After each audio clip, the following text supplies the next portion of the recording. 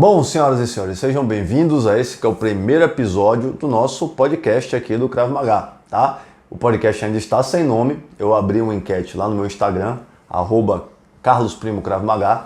Quem quiser votar, por favor, a Cláudia já está dizendo aqui para me ajeitar, né, para eu ficar de pé. Quem quiser votar, pode ir lá, vota no nome e nos próximos episódios a gente já vai ter um nome para o podcast, na teoria, tá? O tema também é surpresa, a minha esposa, a Cláudia, ela está aqui na minha frente, ela vai fazer as perguntas, por enquanto ela não quer aparecer, então ela não aparece. Quem quiser ver quem é a Cláudia, vai lá no Instagram, de vez em quando ela aparece nos bastidores. E, enfim, basicamente essa vai ser uma conversa que eu vou ter aqui com ela e vocês vão participar na medida do possível, né? Por enquanto é gravado, então a participação não é ativa, mas isso pode mudar daqui a um tempo. Enquanto ela toma chimarrão, ela vai perguntar as coisas para mim. Vou beber meu chimarrão, tomar minha água, meu café aqui. E é isso aí, tá certo? Vamos lá. Carlos, me conta um resumo da sua vida. Você quer saber o tema, Carlos? É claro que eu quero saber o tema. Então, E eu não quero entrevista que você faz, Carlos, eu quero um resumo da sua vida. Fala, conversa comigo, Não, pô. o tema vai ser a gente saber um pouquinho mais quem é o instrutor Carlos Primo, saber um pouco mais da sua vida. A gente quer saber um pouco de como você entrou no Krav Maga. Então hoje a gente vai saber quem é o instrutor, o professor Carlos Primo. Uhum. Vamos descobrir juntos aqui, hein? Você topa esse tema? Top sim, é um bom tema pro primeiro vídeo. Então a primeira pergunta é pra você contar um resuminho da sua vida. Resuminho! Resuminho? Como é que eu vou resumir minha vida? Eu não sei como é que eu vou resumir minha vida. Bom, eu nasci em Salvador, né? É importante falar isso agora que eu me mudei para São Paulo. E eu fui um menino criado com vó até os 19 anos de idade. Então, basicamente, quando tudo que eu queria meio que vinha até mim, né? Até os 19 anos, pelo menos. Não que a vida foi perfeita ou que foi fácil até os 19, mas com certeza ela mudou bastante quando minha avó faleceu, tá? Eu gosto de contar para meus alunos essa história de um jeito diferente. Eu conto do fim para o começo, porque quando minha avó faleceu foi um marco tão grande na minha vida que eu considero que aquele foi o momento em que eu, de criança, né, de menino criado com vó, adolescente, mimado, para adulto, pagador das próprias contas, que resolve os problemas, aconteceu naquele momento. E foi ali que eu conheci o Krav Maga, certo? Foi ali que eu comecei a entender como é que funcionava o mundo adulto. Foi exatamente no mesmo momento que eu conheci o Krav Maga. Então o Krav Maga para mim é uma coisa diferente. Eu lembro que eu estava treinando para o exame de faixa preta, estava correndo lá em Salvador, no Imbuí, e eu encontrei no meio da corrida, e que eu não interrompo por nada nesse mundo, uma cena me chamou a atenção. Era um jovem rapaz da mesma idade que eu, correndo com caixas no meio da chuva, tá? Eu não ia parar de correr por causa da chuva, apesar dela estar piorando. Eu também não ia parar de correr por causa do sol ou de qualquer outra coisa. Mas eu olhei e eu falei assim, pô, eu conheço esse cara. Quem é? E quando eu reconheci, naquela hora, instantaneamente, eu nem hesitei, eu parei de correr, de tão importante que ele era para minha vida, tá? Ele costumava ser o meu melhor amigo. Até os 19 anos, né? Foi quando minha vida mudou bastante. E aí eu parei para poder conversar com ele, só que ele estava muito diferente. Eu não sei se você já conheceu uma pessoa que você se identifica muito, que é muito parecida com você, e de repente quando você olha ele está tão diferente que te choca, assim, você fala, nossa, o que será que aconteceu? E aí eu parei para poder conversar com ele, poder perguntar o que aconteceu, o que deixou ele daquele jeito, tá? Se você está curioso para saber, ele era magrinho, igual a mim, e ele estava muito diferente, ele estava literalmente acabado. Assim, modéstia à parte, eu não estou tão acabado assim. Né? O que aconteceu, cara? Enfim, ele, só para você entender o contexto, ele estudou na mesma escola que eu. Ele estudou na mesma faculdade que eu. Eu lembro que quando ele tinha... quando a gente estava na 8ª série, hoje mudou isso, né? Não é mais 8ª série. Nono ano, enfim, não importa. Na minha época era 8ª série. Eu passei por um problema financeiro, eu tive que ir da escola particular para a escola pública. E foi exatamente a mesma época que os pais dele tiveram um problema parecido. Ele foi para a mesma escola pública que eu. E a gente teve que, né, se virar para poder estudar. Na verdade, foi até fácil passar naquela época. Eu lembro que conversava com ele esse tipo de coisa. Depois a gente se ajeitou e voltou para a escola particular e foi para a mesma escola, foi para a mesma faculdade. A gente teve toda a adolescência, desde a alfabetização até o início da faculdade, a gente convivia bastante, ele era meu melhor amigo. Até que, Meu avô faleceu e, assim como muitos amigos verdadeiros que eu tinha naquela época, a vida dele seguiu outro rumo, né? Mas eu encontrei ele ali depois de um tempo e ele estava bem diferente, fisicamente, né? Mas além da diferença física, não tinha muita coisa diferente. Ele continuava parecido comigo. Ele tinha a mesma opinião política que eu, tá? Que nem me pergunte, porque como instrutor de Krav Maga eu não tenho opinião política, ainda mais publicamente, tá? Não interessa a minha opinião política, mas a dele é igual a minha. Ele tinha a mesma visão de vida, né? Afinal de contas a criação foi muito parecida, então ele desenvolveu um jeito de pensar muito parecido com o meu. Ele inclusive casou na mesma idade que eu, com uma mulher loira dos olhos verdes, que não é a Cláudia. Importante deixar claro isso. É bom. Mas ele casou com uma mulher muito parecida também, e ele morava num apartamento em outra área da cidade, só que também muito parecido com o meu, só tinha uma diferença, além do físico, né, que estava acabado pra caramba. Ele estava carregando caixas porque ele estava se mudando a contragosto para casa da sogra. E porque ele contraiu dívidas praticamente impagáveis com o banco e ele não tinha como professor substituto de física como marcar com essas dívidas. Eu, pessoalmente, não sou milionário, não tenho mares de dinheiro, mas eu sempre lidei bem com as situações financeiras na minha vida, apesar das crises que esse nosso querido Brasil joga na nossa cara o tempo todo, né? E, diante disso, eu parei para pensar, pô, o que aconteceu que deixou ele nessa situação? O que de tão drástico e diferente aconteceu para que pessoas tão parecidas tomassem rumos tão diferentes, né? E não era a faculdade, ele se formou como um dos melhores alunos de física na UFBA e, apesar dos pesares, ele era um bom aluno, né? E eu, quando minha avó faleceu, eu tive que trancar a faculdade e eu parei de estudar física, né? Eu tô até gravando aqui, teve as pessoas, meus seguidores pediram para eu ensinar a segunda lei da termodinâmica pelo Stories. Enfim, se você correr, ainda dá tempo de ver eu dando uma aula de física, né? Lá no Instagram. Não sei quando é que vai pro ar isso aqui, talvez nem esteja mais lá. Mas, enfim, foi bem intenso essa parte. Então, o que será que foi que aconteceu? Eu identifiquei. Com 19 anos, quando minha avó faleceu, eu conheci o Krav Maga. E eu conheci um jovem rapaz que transformou minha vida. Foi o professor Henrique Cerqueira. Ele conseguiu enfiar em minha cabeça, literalmente, muitas vezes, que eu sou uma coisa que nenhum professor, nem pai, nem mãe conseguiu fazer até aquele momento. Ele provou para mim que eu sou capaz de fazer as coisas. E ele fez isso do jeito dele, né? Com aquele jeitão dele do Krav Maga, com os esporros, com os conselhos. E isso foi de fundamental importância para mim. Quando eu paro para ver as decisões que ele foi tomando, né, que o meu amigo foi tomando, vamos chamar ele de Zé, né? As decisões que o Zé foi, toda vez eu boto um nome diferente, João, Zé, qualquer coisa, só para vocês não pegarem o nome dele. As decisões que ele foi tomando ao longo da vida são as mesmas decisões que eu tomaria quando eu tinha 19 anos, antes de entrar no Krav Maga. São decisões baseadas em medo, sabe? Decisões que uma criança, né, que tem lá seus traumas, né, seus pequenos traumas, alguns nem tão pequenos assim, tomariam. É como se ele não tivesse crescido desde aquela época, você entende?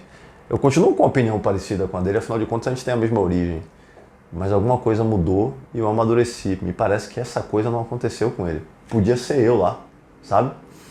E toda vez que eu conto essa história, é um jeito de eu mostrar para você aí que está ouvindo que você é capaz também, mas também é um jeito de eu homenagear o meu professor e reconhecer as minhas origens, né? Eu estou em São Paulo, mas a minha garrafinha está aqui da Bahia, porque minha origem é de lá, professor Henrique Cerqueira. Quando o tempo fecha, a gente abre, filho. Então, enfim, esse é um jeito de eu agradecer a ele, porque o Henrique está na lista de pessoas que confiou em mim quando parecia que ninguém era capaz de confiar, sabe? Enfim, essa é um resumo da minha história. É um pouco mais longo do que um resumo, mas é por aí.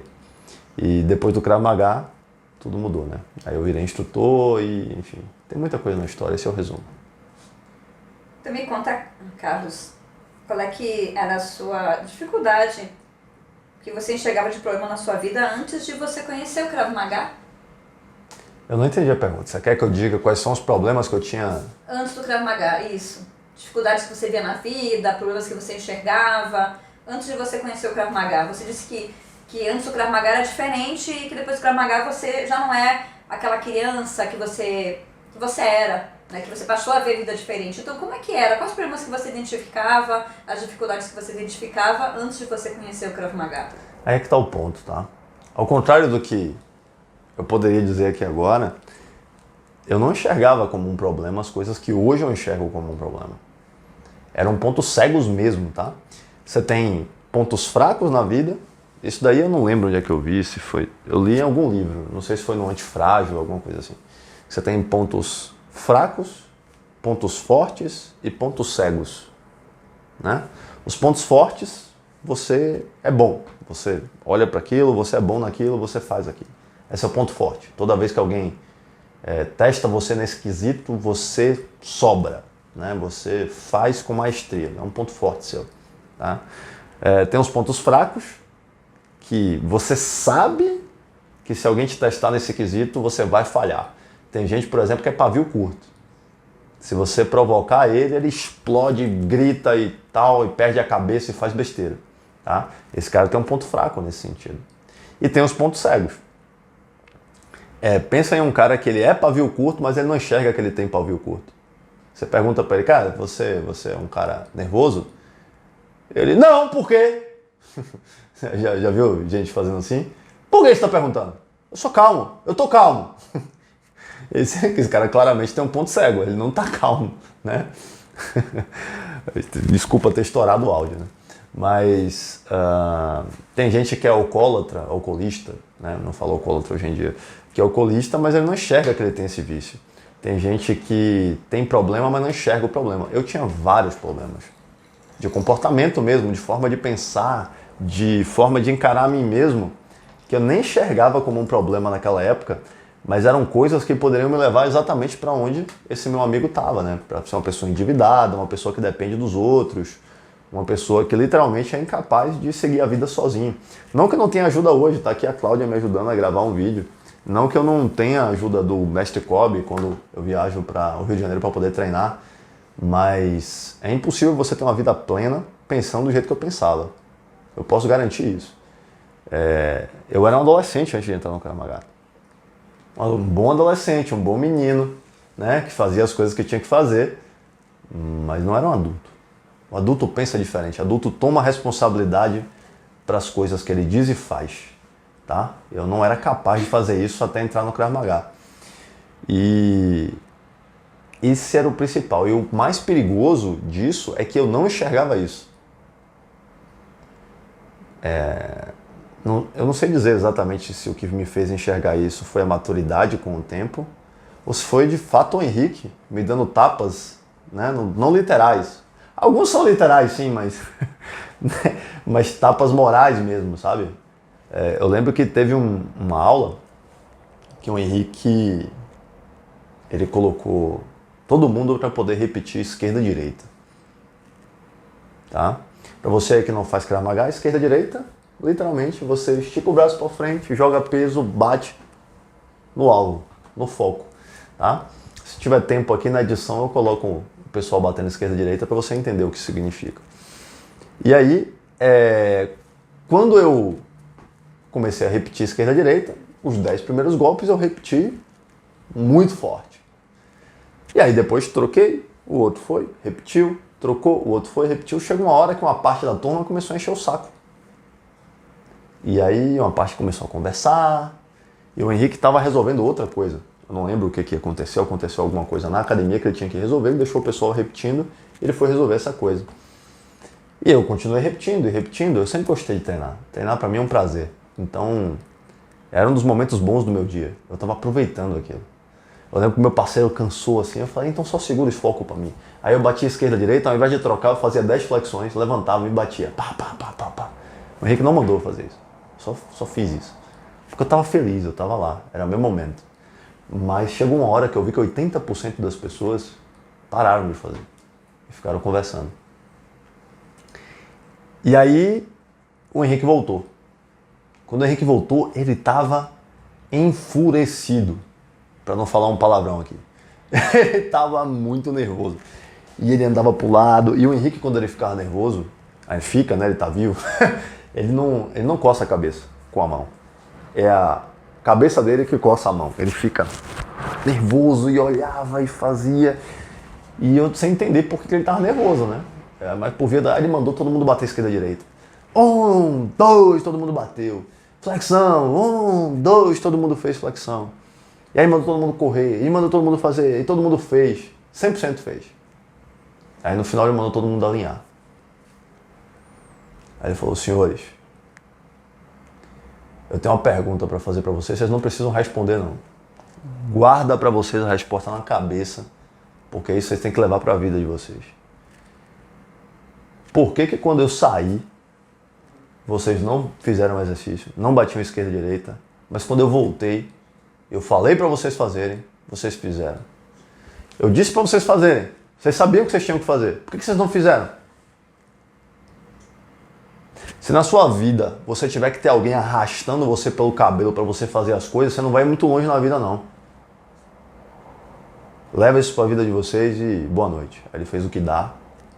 Eu tinha feito a aula toda, mas aquilo entrou na minha cabeça como se fosse uma facada, sabe?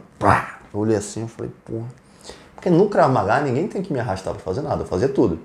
Mas tinha um bocado de coisa na minha vida que as pessoas literalmente, se não me arrastassem para fazer, eu não fazia. Isso eram coisas fundamentais. Eu voltei para casa. Eu não sei nem se ele lembra desse discurso, porque para ele saiu... Ele estava nervoso, ele tinha que falar. Mas eu escutei aquilo e eu levei para minha vida, entendeu? E esses e muitos outros conselhos que ele deu na aula, eu lembro. O Mestre Kobe, quando ele conta as histórias que ele tem do IME, muitas das histórias não são de tatame. São histórias que ele escutou do IME quando ele estava sentado no Ugat, que era a cafeteria que tinha lá em Israel, e eles tomavam um café depois da aula. Então, o Krav Maga para mim é um caminho de vida, entende? E foi esse caminho de vida que me fez enxergar as coisas que eu tinha e que faltavam antes do Krav Maga. Eu vou dizer para você, 90% das pessoas que eu converso e que não fazem Krav Maga nem enxergam as dificuldades que eles têm para poder enfrentar não só a agressão, mas a vida. E o Krav Maga pode ajudar de uma maneira simplesmente natural. Quando eu entrei no Krav Maga, isso ficou claro para mim. E é certas coisas que você tem que fazer, você tem que sentir para entender. Tá? Vendo esse vídeo você não vai identificar. Mas eu posso listar aqui. Eu tinha medo de fazer certas coisas. Eu não era um cara razoavelmente indeciso, fraco, não só do ponto de vista físico, do ponto de vista mental mesmo. Pra você me quebrar mentalmente era muito fácil. Hoje você vai ter uma certa dificuldade para fazer isso. Enfim, eu amadureci dentro do Krav Maga, fisicamente, mentalmente. Eu pesava 58 quilos, hoje eu tenho 85. Eu não sou o cara mais gordo do mundo, mas enfim, agora eu tenho algo além de pele, osso e cabelo. Tá bom? Então é isso. O Krav Maga me transformou no ser humano adulto que eu sou hoje. E como você se sentia antes do Krav Maga, Carlos?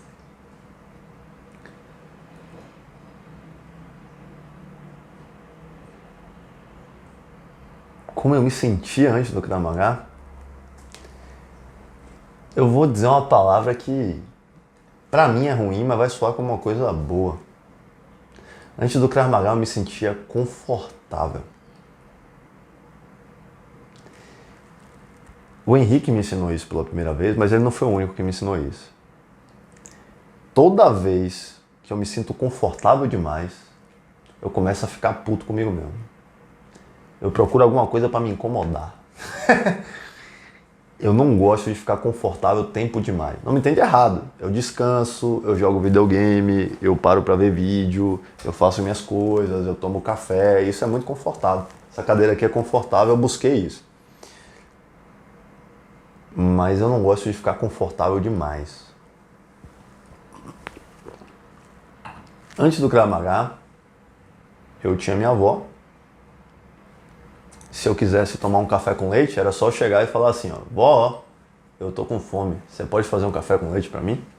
Minha avó ia lá e fazia. Hoje, se eu tô com fome, eu posso chegar pra Cláudia aqui e falar, meu amor, eu tô com fome, você pode fazer um café pra mim? Ela vai e faz.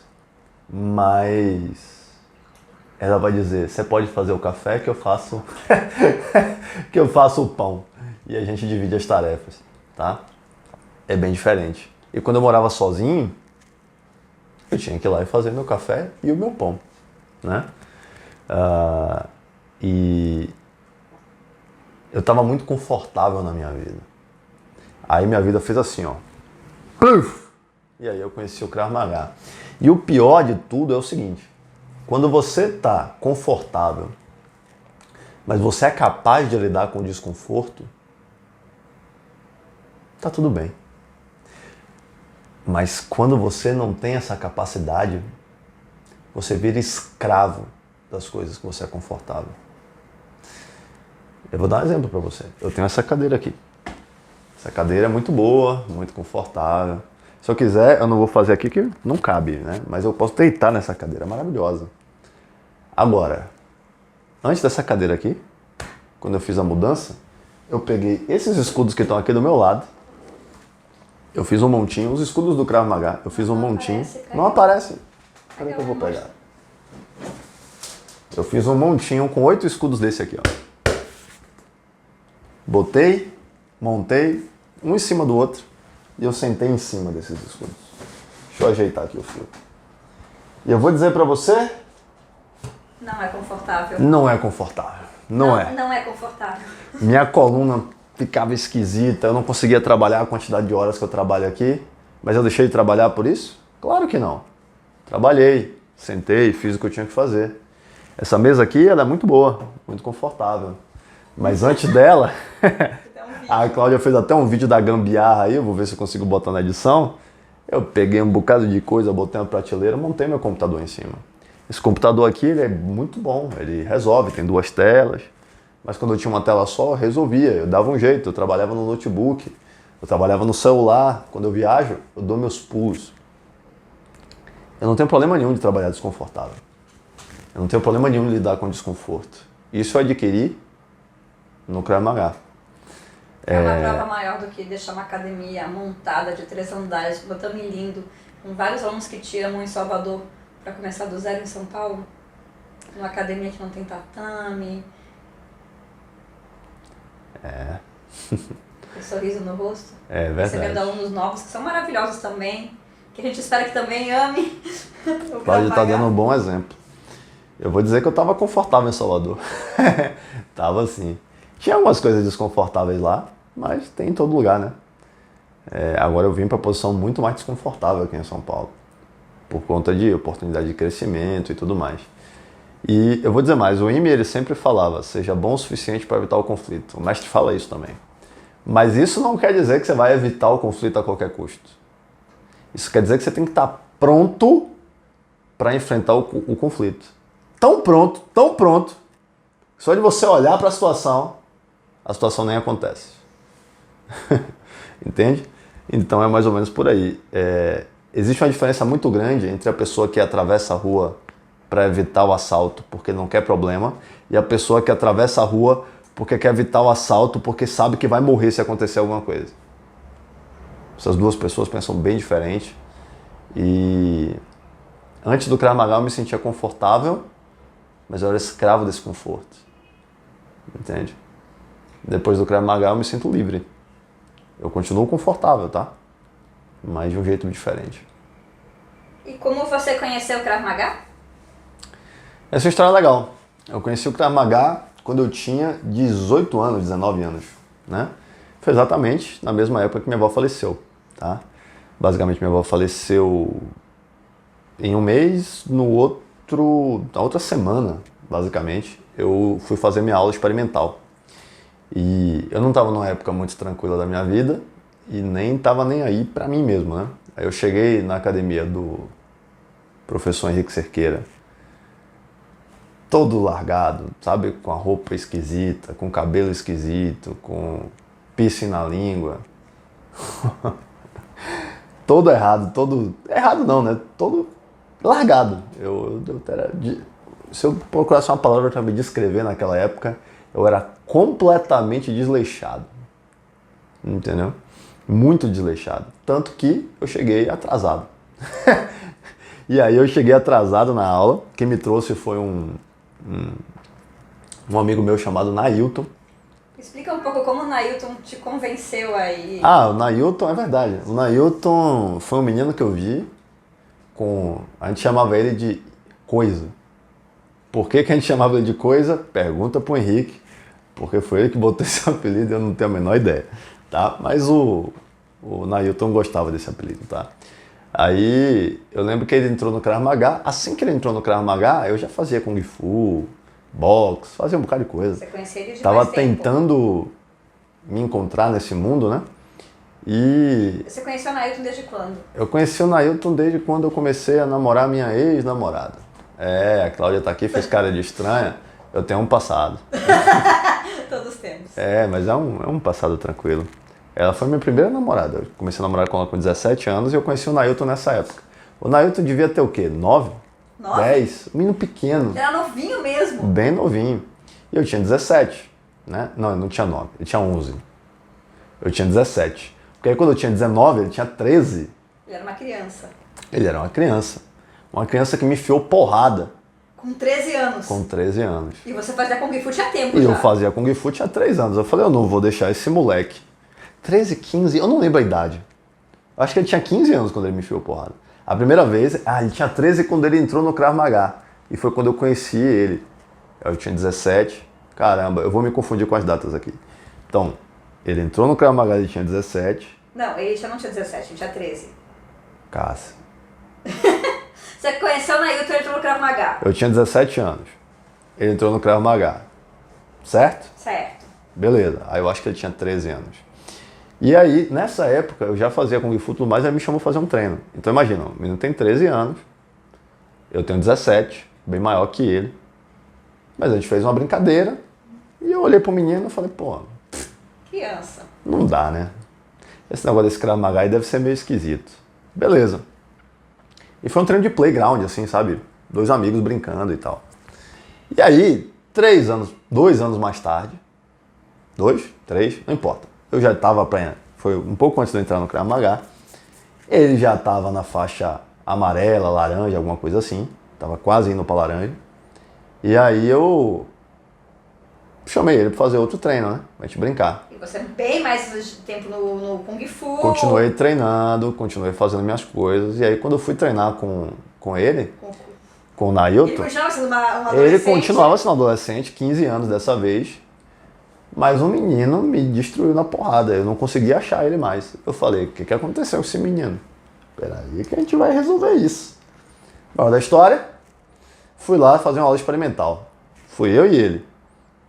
Claro, cheguei atrasadaço. Desleixado. Né? Desleixado pra caramba. Ah, não, dá pra ir. Fui de ônibus, cheguei atrasado. Quando eu cheguei atrasado, pedi licença pra poder entrar no tatame. E aí eu lembro que o Henrique olhou assim, tá bom, forma a dupla aí com Coisa que já chegou atrasado também e vai treinar.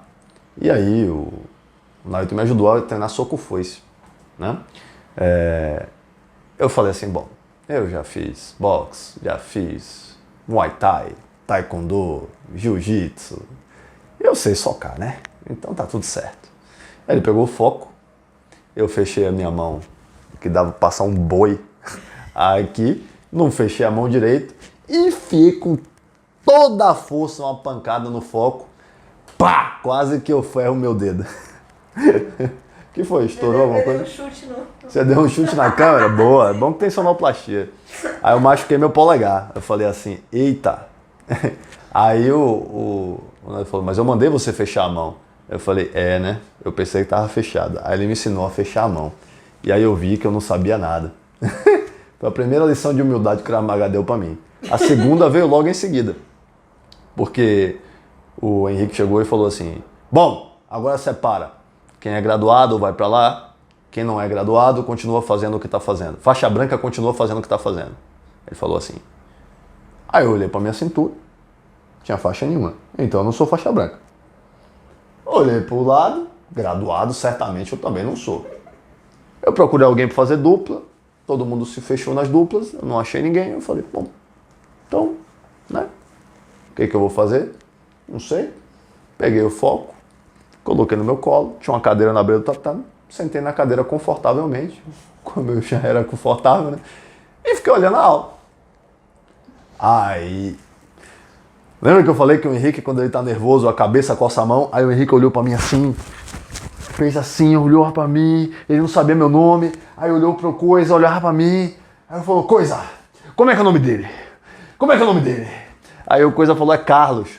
Ô Carlos, próxima vez que você sentar em minha aula, arranque suas duas pernas. Eu falei, opa, na hora, pum, de pé, falei, desculpa, professor. Aí ele falou assim, não peça desculpa não, vai treinar. Eu falei, ok, sim senhor, foi treinar. Eu falei, ok, aqui as coisas funcionam diferente, né? Legal, procurei alguém assim, falei, pô, por favor, você pode treinar comigo? Eu falei, claro. Aí o pessoal lá, eu fui treinar o soco. E assim foi minha aula. Treinei a aula inteira, soco foice. Depois eu lembro que o Estrela me ensinou chute regular e tal. Eu gostei muito da aula, fiquei apaixonado. Eu saí de lá encantado com tudo que eu vi, tá? Regras, disciplina, toda a metodologia, a didática, tá? A forma como, apesar de ser muito direto, todo mundo foi muito educado comigo, todo mundo foi... Eles me receberam assim, o Henrique para mim é como se fosse um pai, tá? Ele... Você pode ver aí que tem vários conselhos que ele me deu nesse primeiro segundo aí, com o jeitão dele, que eu levei pra minha vida, entendeu? Tudo que você precisava. Tudo que eu precisava era de alguém para dizer, pra eu não parar e sentar no meio da aula, né? Enfim, tem gente que diz que a vida é igual andar de bicicleta, se você parar, você cai, né? O Henrique me ensinou a não parar. Então, assim foi minha primeira aula, assim foi que eu conheci o Krav Maga, e de lá pra cá eu não parei mais. Isso tem mais de 13 anos. Todo mundo, quando começa alguma coisa nova, às vezes pensa em desistir porque encontra dificuldades no caminho. E quando olha assim, com faixa preta de Krav Maga, pensa, pô, aquele cara é perfeito, ele nunca deve ter tido dificuldades. Mas isso não é verdade. Todo mundo, quando começa uma coisa nova, tem dificuldades. E quais foram as suas dificuldades quando você começou a fazer Krav Maga? Eu não tive dificuldade não, no meu caso foi perfeito. Claro que eu tive dificuldade, né? Claro que eu tive dificuldade. A primeira dificuldade foi disciplina. É impossível você melhorar em qualquer coisa se você não for disciplinado. E aí eu lembro o seguinte, eu fiz a primeira aula, adorei. Quando você gosta de fazer uma coisa é muito fácil ser disciplinado, né? Tá empolgado. E aí eu fui a primeira semana toda, a segunda semana toda, a terceira semana toda. Lá pro terceiro, quarto mês, eu acordei, hoje eu não vou não. E eu não fui pra aula. Beleza. Eu tô acostumado a ir nos lugares e ninguém sentir falta de mim. Eu não sei se você é assim, mas na escola ninguém nunca sentiu falta de mim, na faculdade, em casa talvez, entendeu? Mas eu estava no momento que eu morava sozinho, as pessoas não sentiam muita falta de mim. No outro dia, eu estava na UFBA, eu recebi uma ligação. Ô Carlos, você tá bem? Tô bem, sim. O que houve? Você faltou hoje? Eu falei, nada, professor, tô com dor de dente. De vez em quando ataca assim. Ah, tá. Pô, e você vai no dentista? Você resolveu essas coisas? Eu falei, bom, eu vou, né? Vou lá, vou ver. Fiquei todo sem jeito. Inventei uma mentira. Tava doendo coisa nenhuma. Meu dente de vez em quando doía. Mas foi uma mentira. Ele sabia que eu tava mentindo, eu sabia que ele sabia. Aí chegou uma hora que ele percebeu. Ele falou, vem cá, sua coisa ruim, você vai treinar amanhã. Aí eu falei, eu vou treinar amanhã, pode deixar. Então tá bom, até amanhã. Aí ele desligou o telefone. No outro dia eu fui treinar. E aí eu perguntei pra ele assim, professor, eu vi aqui que tem aula todo dia, eu posso vir todo dia? Ele falou, claro que pode, por que você está pedindo autorização? E aí eu comecei a vir. E aí eu perguntei que horas que abre. Na época abria 4 da tarde. E aí eu comecei a chegar 4 da tarde. Que horas que fecha? Fecha 10 da noite. 10 da noite não tem ônibus. Eu consegui uma carona, uma estrela. Eu treinava de 4 da tarde até 10 da noite. Todo dia. Eu faltava muito pouco. E toda vez que eu faltava, eu recebia uma ligação. Eu nem sei quantos alunos o Henrique tinha naquela época. 100, 150, 200. Mas na minha cabeça ele tinha um só. Isso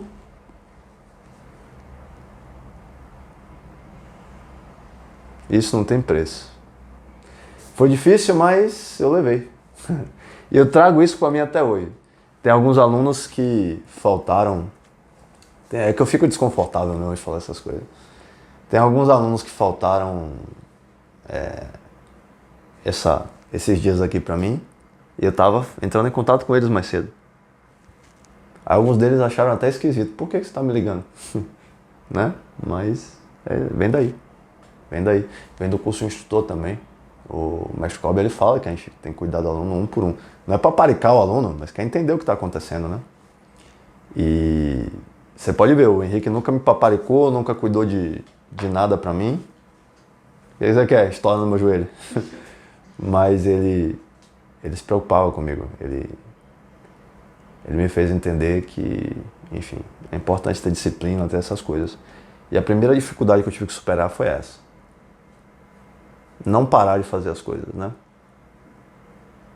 E o Krav Maga foi uma das primeiras coisas que eu levei realmente a sério na minha vida. Eu achei que você ia dizer, não conseguia fazer o soco foice, o chute era realmente difícil, mas disciplina. Tá bom. Olha, eu vou te dizer uma coisa, com disciplina e orientação correta, você consegue superar qualquer dificuldade técnica em qualquer coisa. Eu tenho algumas matérias que eu tinha mais dificuldade. As matérias de torção e queda, eu tinha muita dificuldade. Como é que eu superei isso? Eu chegava às 4 da tarde e aí eu fazia o exercício uma vez. Ficava uma porcaria. 5 da tarde tinha outra aula e o Henrique passava a mesma aula. E eu fazia de novo. E saía uma porcaria. E aí das 6 da tarde tinha outra aula, eu fazia de novo. E aí começava a sair mais ou menos. Quando dava 10 da noite, estava saindo legal. E aí no outro dia eu voltava e o Henrique repetia. Quando dava uma semana, eu tinha feito o que alguns alunos demoram, 2 meses para fazer. E aí eu estava bom. E parecia que eu tinha nascido sabendo fazer aquilo. O pessoal falava, pô, você é bom pra caramba, né? Eu falava, bom pra caramba. Quais os resultados e transformações que o Krav Maga trouxe para sua vida? Resultados e transformações que você sente que o Krav Maga trouxe para sua vida?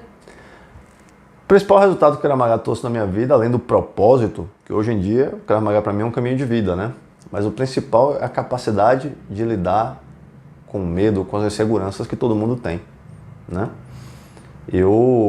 Quando eu entendi que eu sou capaz de enfrentar uma arma, uma faca, um agressor, com o dobro do meu tamanho se for necessário, quando eu vi que eu sou capaz de fazer isso, o que eu não sou capaz de fazer? Você entende? Ao mesmo tempo, o tempo inteiro, o Krav Maga mostra que não adianta você ter um ego do tamanho do mundo, você constrói. Eu não sei explicar. Como é que alguém tão poderoso pode ser tão humilde?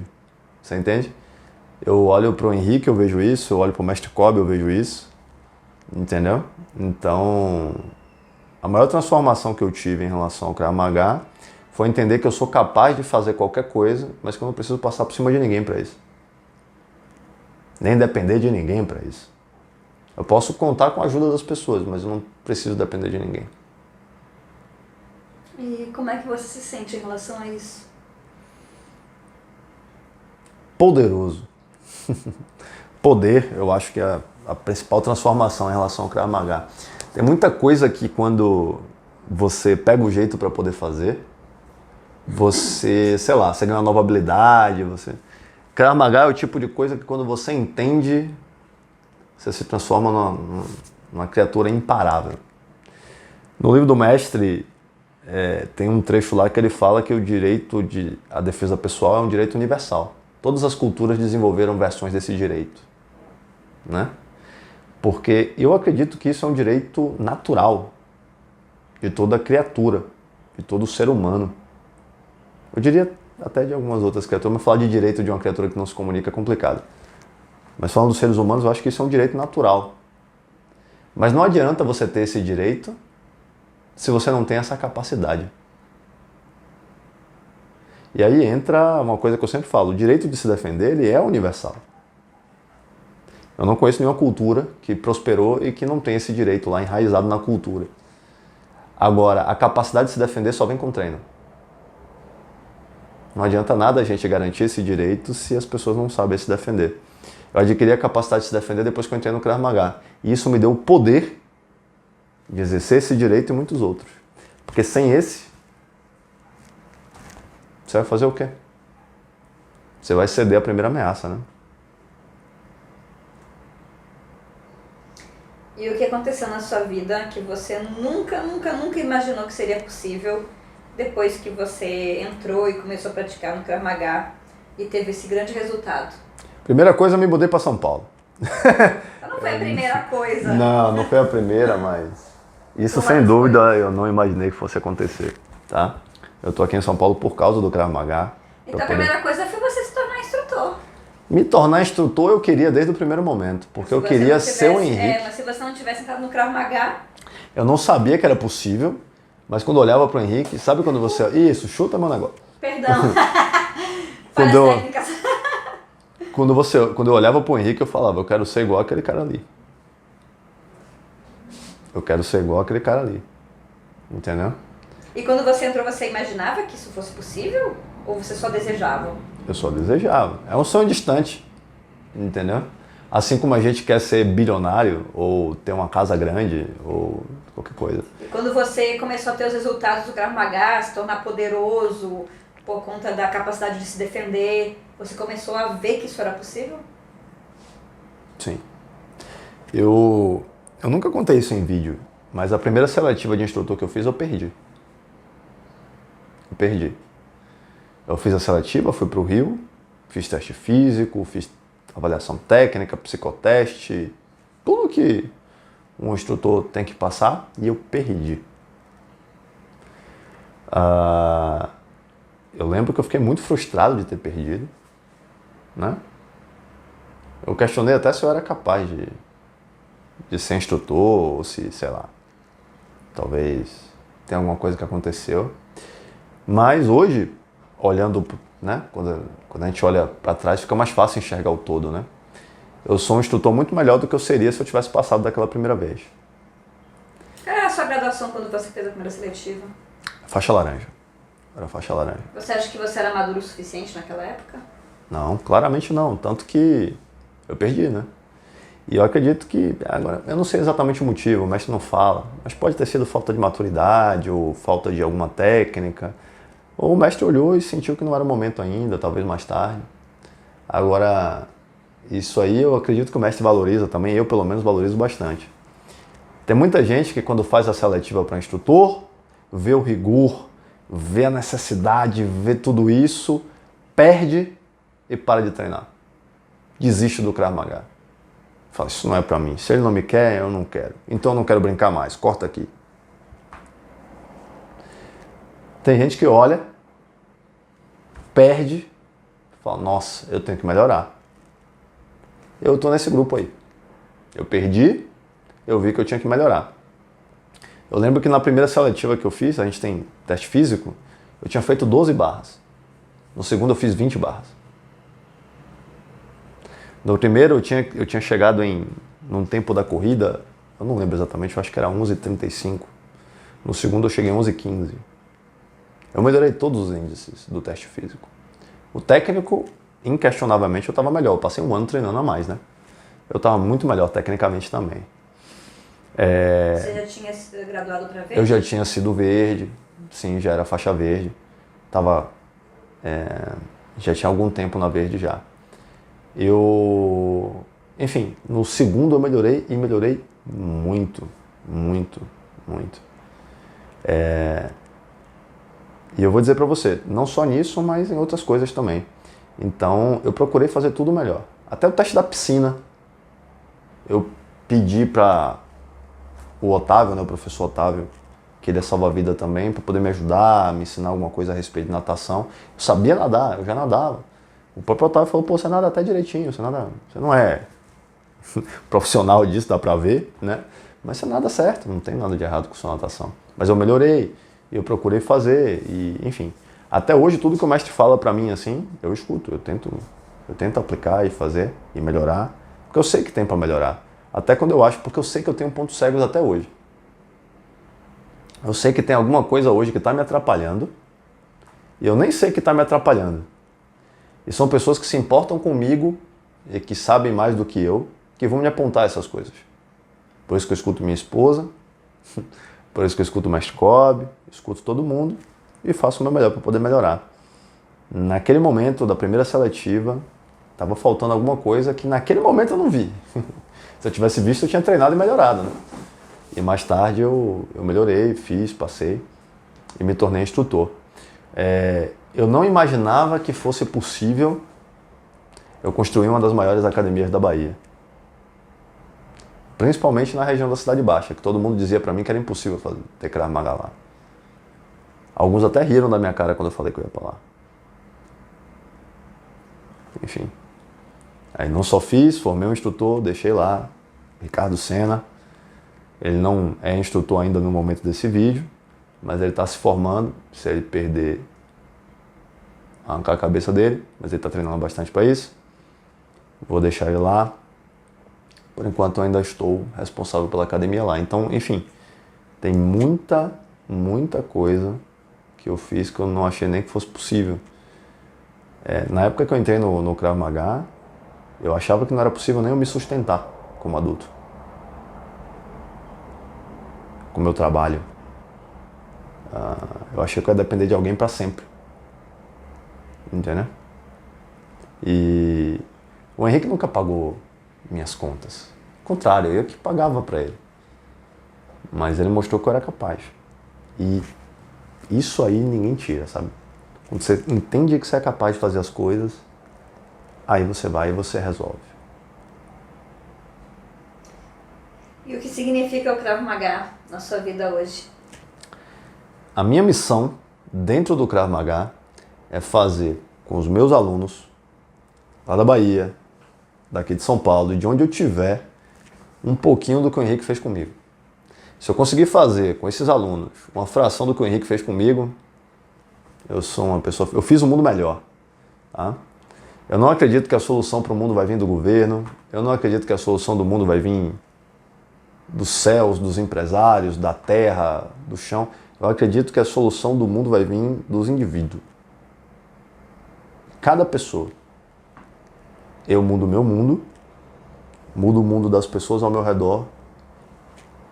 E se cada um fizer isso, a gente muda o mundo todo. Se você parar para ver as pessoas que realmente revolucionaram a humanidade, eles fizeram isso. Eles mudaram o mundo dele, mudaram o mundo da comunidade ao redor deles e mais tarde eles atingiram o mundo. O Ime fez assim, que é o criador do Krav Maga. O Mestre Kobe, não tem nem o que dizer, ele fez assim, tem feito até hoje, faz assim. E os grandes nomes também. Sei lá, Newton, Gandhi, qualquer pessoa. Né? Eles fazem dessa forma. É isso que eu tento fazer. Não sou tão grande quanto o Newton, quanto o Mestre Kobe, nem quanto o Ime, mas eu estou fazendo a minha parte. Você já precisou usar as técnicas do Krav Maga fora da academia? Em qual situação? A gente usa o Krav Maga o tempo todo. Para poder viver, pelo menos eu uso muito do Krav Maga. Mas eu imagino que você está falando de porrada, né? Se você está falando de porrada, sim, eu já tive que usar para me defender muito mais de uma vez, inclusive. Mas é importante ressaltar que, desde que eu entrei no Krav Maga, tem sido cada vez mais raro os episódios em que eu preciso me defender com porrada, porque a gente percebe a coisa muito mais cedo, a gente evita. E é mais barato evitar, né? É mais simples, é mais fácil, mais confortável. Então por que eu vou sair distribuindo porrada por aí. Mas de vez em quando é inevitável, e sim, já tive que usar. E se eu tô vivo é porque funciona, né? Gostaria que você falasse um pouco mais do que você pensa sobre o seu instrutor. O Henrique, Na verdade ele foi, né? Hoje você já não é mais... o mestre Kobe é com quem eu treino hoje, né? Mas o Henrique foi meu instrutor, meu primeiro instrutor. O Henrique é como se fosse um pai para mim. Ele não me formou como aluno, ele me formou como cidadão, como adulto que pensa como adulto. Entendeu? E ele fez isso exigindo de mim comportamento de adulto. Vem cá, filho, você falou que você vai fazer isso, por que você não fez? Adulto faz assim. Né? Uma criança, se ela não faz, fala, criança. Adolescente, tem que melhorar isso. Mas adulto? Como assim? Você falou que você ia fazer, não falou? Por que você não fez? E aos pouquinhos eu fui ganhando noção de responsabilidade, noção do que significa ser adulto. E o Henrique, o maior legado que ele deixou pra mim foi isso. Ele vai viver pra sempre dentro de mim, em cada atitude responsável que eu tenho. Entendeu? Não que meu pai não tenha feito isso, não que minha mãe não tenha feito isso, mas ele entrou no momento chave da minha vida. E ele me ajudou a fazer isso, tá? Minha mãe tem o papel dela, minha avó tem o papel dela, mas o Henrique ele teve um papel muito chave em me formar como ser humano adulto. A imagem que eu tenho dele, daquela pessoa indestrutível, inabalável, né? Que tem os defeitos dele, é uma pessoa normal, mas pra mim era como se fosse um pai. Não fale mal dele na minha frente não, que eu te arranco a cabeça. E o Mestre Kobe, você pode falar um pouco sobre o Mestre Kobe pra gente? Bom, o Grão-Mestre Kobe, ele é o presidente da Federação Sul-Americana de Krav Maga. Eu gosto de pensar no Mestre Kobe como uma pessoa que ele construiu algo que é muito maior do que ele.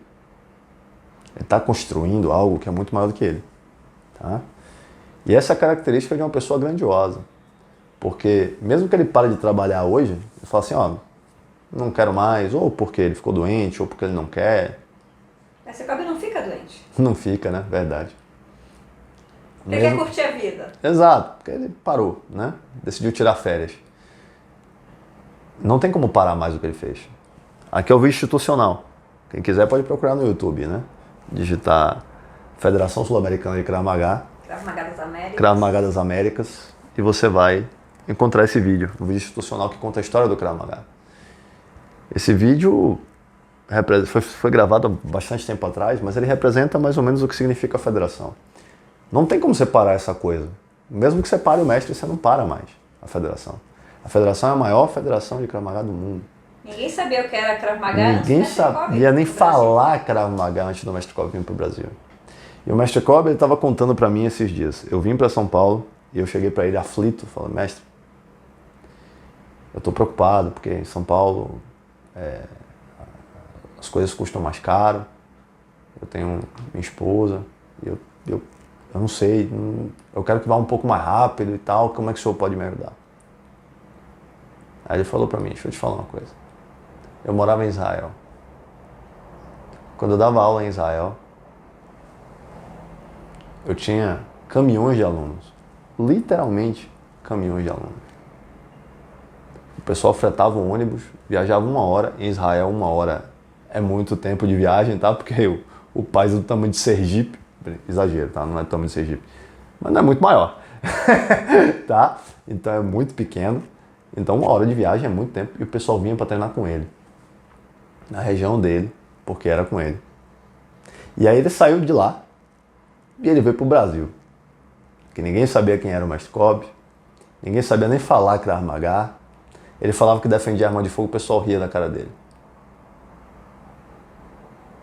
Você acha que foi tranquilo? O pessoal chegou aqui e falou, ô mestre, com o sotaque do Rio de Janeiro, e dava flores para ele? Não, muito pelo contrário. Ele chegou aqui em 1990. Foi mais ou menos a mesma época que chegou o jiu-jitsu brasileiro aqui. Lembra da época dos pit boys e tudo mais? Pois é, ele passou por tudo isso. E ele cresceu e ele construiu a maior federação de Krav Maga do mundo, em número de instrutores, número de alunos, qualidade. Tudo que você pensar e imaginar, hoje em dia o Mestre Kobe é referência em relação ao Krav Maga. Quando ele vai para Israel para poder viajar e leva a delegação dele de alunos, a imprensa vai seguindo ele no país inteiro. E mesmo assim, mesmo tendo construído tudo isso, o Mestre Kolbe é uma pessoa que, se eu pegar o celular aqui e ligar para ele aqui agora, ele me atende. E se ele não me atender, ele me retorna. Ele é extremamente acessível. Ele é muito acessível, muito simples. Eu nunca vi o Mestre Kolbe me cobrar pela hora dele, para eu poder tirar dúvidas, para eu poder treinar, para eu poder fazer o que quer que seja. Tá? Eu nunca vi o Mestre Kolbe deixar eu pagar a conta quando ele está na mesma mesa que eu, comendo. E às vezes não estou só eu. Tem que Tá pegar, todos pegar os alunos. escondido a conta para pagar. Pois é. Lá na Bahia a gente não deixa o Mestre Kolbe pagar a conta. A gente rouba as coisas lá e faz ele pagar. A gente implora para poder pagar. Ele fica muito mal. Constrangido. Ele não, e não é porque ele quer mostrar que ele manda, é porque Ele é o jeito. assim com O IME fazia isso. E assim, em 2010 ele fez o maior evento que o Krav Maga já viu até então. Esse evento foi no Rio de Janeiro, teve a maior aula de Krav Maga de defesa pessoal do mundo, a céu aberto. Foi pro Guinness. Vários mestres de Israel vieram para cá. E se você olhar no evento, não tinha Mestre Kolbe no evento. O evento inteiro foi sobre o Imi Lichtenfeld, que é o criador do Krav Maga. Ele estaria fazendo 100 anos naquela data, em 2010, e era sobre ele. O tempo inteiro ele falava dele, o evento inteiro girou em torno dele. Eu acho isso é um exemplo de humildade que eu não vejo em qualquer lugar, tá?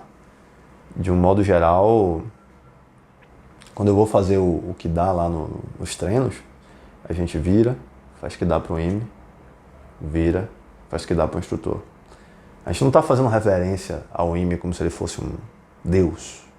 A gente está só reconhecendo o trabalho dele, como ser humano que ele fez. E depois você reconhece seu instrutor como ser humano e a ajuda que ele está dando para você. Todo esse ritual, né, que a gente faz para poder começar a aula é um jeito de mostrar como funciona a nossa cultura dentro do Krav Maga. Toda vez que eu viro e faço o que dá para o Mestre Kolbe, eu não penso isso toda vez, mas de vez em quando eu penso no tamanho da estrutura que o Mestre Kolbe deu, o tamanho das coisas que o Mestre Kolbe fez, e mesmo assim, de vez em quando eu converso com ele sobre minha vida e ele tira o tempo precioso dele. Acredita, ele tem um bocado de coisa para resolver. Ele não está carente. Ele não precisa conversar comigo, tá? E ele tira o tempo dele para poder me dar conselho, e bons conselhos. Me escuta de verdade, vai lá e faz. Poxa, quem sou eu para não fazer isso com meus alunos, né? E o que você tem para falar sobre o Imi Lichtenfeld, criador do Krav Maga? Eu não conheci o IME. Não conheci. O IME para mim é uma pessoa que eu conheci através do Mestre Kolbe. Das histórias que o Mestre Kolbe conta pra gente. O mestre sim, conviveu, treinou, né, e aprendeu o Krav Maga através do IME. Mas o IME para mim é uma pessoa que fez diferença pro mundo. Antes do IME, a defesa pessoal era de um jeito. Depois do IME, a defesa pessoal se transformou em outra coisa, em nível mundial. Quando o IME faleceu, o primeiro-ministro de Israel da época reconheceu em carta que a capacidade de guerrear do soldado israelense e o nome Imi Lichtenfeld na cabeça dele são sinônimos. Isso não é um feito que qualquer pessoa consegue fazer. Ele de fato revolucionou a forma de se ver defesa pessoal no mundo. E o mínimo que a gente pode fazer é reconhecer isso, né? Eu gosto de dizer o seguinte, quando você quer saber se tal instrutor ele é bom, pergunta quem ele treina com quem. Quem é que deu aula, quem é que dá aula para ele hoje, regularmente. Aí, muito provavelmente você vai escutar um nome, esse nome treinou com outro nome, esse nome treinou com outro nome, e em algum ponto você vai chegar no IME. Se você não chegar no IME, tem alguma coisa errada. Quem desrespeita as origens desse ponto, na minha opinião, não está ensinando mais Krav Maga. Tá? E não tem nada a ver com dizer que o Ime era um super-homem ou qualquer coisa assim. Ele era um homem comum. Mas ele estava à frente do seu tempo. A imagem que eu tenho dele é essa. Pelas histórias que contam, ele enxergava além do seu tempo em relação a Krav Maga. Ele fez, pela defesa pessoal, pelo Krav Maga no mundo, o que o Newton fez pela física. Entendeu? Ele enxergou o que ninguém enxergava até aquele momento. Para você ter uma noção, o evento do Krav Maga 2010, que era o que estava aqui atrás, há um segundo atrás, o Mestre Cobra ele fez esse evento pelo seguinte: ele estava na Europa, em um lugar que não interessa qual, porque não importa, e ele estava num treino de faixas pretas de Krav Maga. Convidaram ele para lá e ele estava só lá de fora, conversando com o professor. E o professor começou a fazer perguntas para ele. Aí perguntou: por que vocês socam desse jeito? Aí o Mestre Cobra respondia: porque o Ime ensinou a socar desse jeito. E também porque aqui e ali tal, explicavam a razão, a física, a lógica por trás. Aí perguntava: por que vocês vestem branco? Aí ele mostrava a foto do Ime, porque o Ime vestia branco e mandava a gente vestir branco. Então eu visto branco. Além disso, é mais limpo e tal, e explicava o porquê. E ele foi dizendo, ele perguntava: por que disso? Ele falava: porque o Ime ensinou. E depois dizia o porquê. Tá? E aí chegou uma hora que um faixa preta encostou no canto assim: me desculpa, eu tô ouvindo você falar o tempo inteiro que por que Ime. O que é Ime?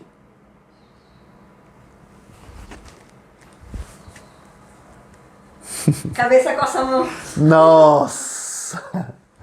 O mestre disse que ficou enfurecido com um faixa preta de Krav Maga em qualquer canto do mundo, não saber nem que o Ime é uma pessoa. Porque ele não perguntou quem é Ime, ele perguntou o que é Ime. Não foi um faixa branca, uma amarela, foi um preta. Nossa senhora. Aquilo, ele disse que ele não agrediu o cara porque não era aluno dele. E aí pronto, aí ele respondeu educadamente, da maneira mais educada que ele pôde, quem é Ime, né? O que ele significa para o Krav Maga. E aí ele falou que ele tinha que fazer um evento para garantir que o mundo inteiro, do Krav Maga pelo menos, soubesse o que o Ime significa para o Krav Maga. E o Krav Maga 2010 com certeza fez isso. Tá? Mostrou o que ele representa, quem ele é, e eu estava lá. Eu estava nesse evento do Krav Maga 2010, eu era faixa amarela. Estava no treino da praia, eu vi o Mestre Cobra reconhecendo as pessoas, enfim. Foi um momento muito legal. Você fala um pouquinho pra gente sobre a Federação Sul-Americana de Krav Maga? Bom, a Federação Sul-Americana de Krav Maga é responsável por formar os instrutores, organizar, regular o Krav Maga aqui no país. De forma que a gente garanta que o padrão de qualidade do instrutor, das aulas, das academias, seguem todos os padrões de qualidade necessários para poder ensinar o Krav Maga de verdade, o Krav Maga do jeito que o Ime ensinava. Então, quando você diz que um instrutor ele é formado pela Federação Sul-Americana de Krav Maga, é muito mais do que dizer que o cara é bom de porrada, que ele é muito forte, corre muito. Isso quer dizer que ele passou por todos os critérios de formação que um instrutor tem que ter para poder garantir que ele é um bom educador, que ele sabe Krav Maga, que ele sabe ensinar Krav Maga, que ele sabe todas as normas de segurança necessárias para poder garantir que você não vai se machucar, ok? Então significa muito mais do que simplesmente instrutor formado em uma semana. Não. Eu mesmo disse, minha primeira seletiva eu perdi. E garanto para você que eu estava muito melhor do que muita gente que eu conheço e que é instrutor de muita coisa aí, tá? Então, quando você coloca o nome da Federação Sul-Americana de Krav Maga por trás, isso é um sinônimo de qualidade. Não é à toa que atualmente nós somos a maior federação de Krav Maga do mundo, tá? A gente não é o que tem mais inscritos no YouTube, porque de fato não é nesse o nosso foco.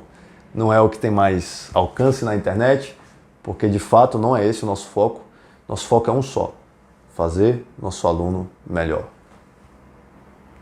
E quando o Mestre Cobra, conversando com o Ime, quando ele era bem novinho, ele chegou pro Ime e falou assim: como é que eu faço para ser o melhor mestre do mundo?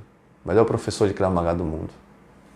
Aí o Will me falou, forma os melhores alunos do mundo. E esse é o foco do mestre, esse é meu foco. Eu quero formar os melhores alunos do mundo de Krav Maga. Não porque você é o melhor lutador de Krav Maga do mundo, se é que dá para fazer isso, mas porque você é o melhor que você pode ser na sua vida. Você sabe se defender, que você vai voltar vivo, vai ser capaz de proteger os seus, ok? Você não vai ficar à mercê da situação porque alguém está te ameaçando.